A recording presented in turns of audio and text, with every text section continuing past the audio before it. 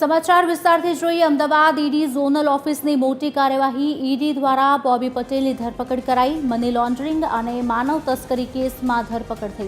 Sola high court police સ્ટેશનમાં ફરિયાદ નોંધાઈ હતી। આરોપીને મિર્ઝાપુર કોર્ટમાં રજૂ કરવામાં આવ્યો। કોર્ટે આરોપીના 4 દિવસના ઈડી કસ્ટડી મંજૂર કરી ફરિયાદના આધારે ઈડીએ તપાસ શરૂ કરી હતી। ઈડીની તપાસમાં અનેક આશ્ચર્યજનક ખુલાસા થયા છે।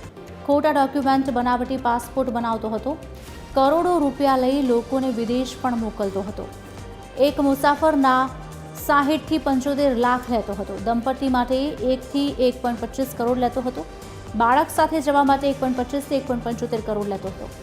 ગુજરાત, દિલ્હી, પશ્ચિમ બંગાળમાં આરોપી સામે ફરિયાદ। અત્યાર સુધી 7 કરોડથી વધારેની રકમ પણ આરોપીએ મેળવી છે।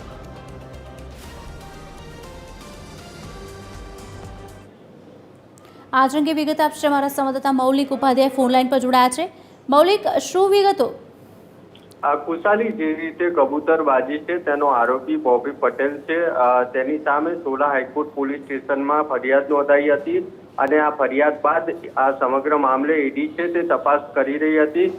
ઈડી દ્વારા પીએમએલએ અને માનવ તસ્કરી કેસને લઈને આ સમગ્ર તપાસ છે તે કરવામાં આવી રહી હતી અને તપાસ દરમિયાન અનેક જે ચોંકાવનારી બાબત છે તે જાણવા મળી છે। ખાસ જે કરોડો રૂપિયા લઈ જે આરોપી બોબી પટેલ છે તે વિદેશ જવા ઈચ્છુક લોકોને વિદેશ મોકલતો હતો અને સિંગલ મુસાફરના 75 લાખ, દંપતી માટે 1.5 કરોડ રૂપિયા અને બાળક સાથે દંપતીને જવું હોય તો 1.75 કરોડ રૂપિયા જે આરોપી છે તે વસૂલતો હતો। આ ખાસ બોબી પટેલ છે તેની સામે ગુજરાત, દિલ્હી અને પશ્ચિમ બંગાળમાં ફરિયાદ છે તે નોંધવામાં આવી છે અને અત્યાર સુધી આ બોબી પટેલ છે તેને આ ગુનામાંથી લગભગ 7 કરોડ રૂપિયા જેટલી આવક કરી હોવાની પણ તપાસમાં સામે આવ્યું છે। બોબી પટેલ છે તેને ઈડી દ્વારા મિર્ઝાપુર કોર્ટમાં રજૂ કરવામાં આવ્યો હતો અને 4 દિવસની ઈડી કસ્ટડી કોર્ટ દ્વારા મંજૂર કરવામાં આવી છે। જી, આભાર મૌલિક।